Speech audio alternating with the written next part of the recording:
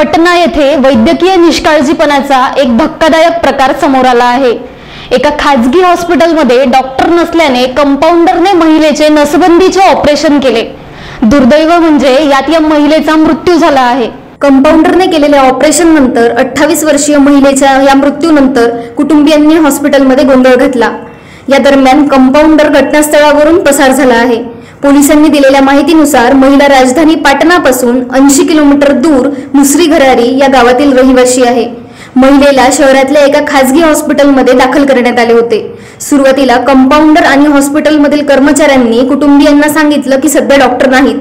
त्यानंतर काही वेळाने कंपाऊंडरने कुटुंबियांना समजावलं की तो देखील सर्जरी करू शकतो।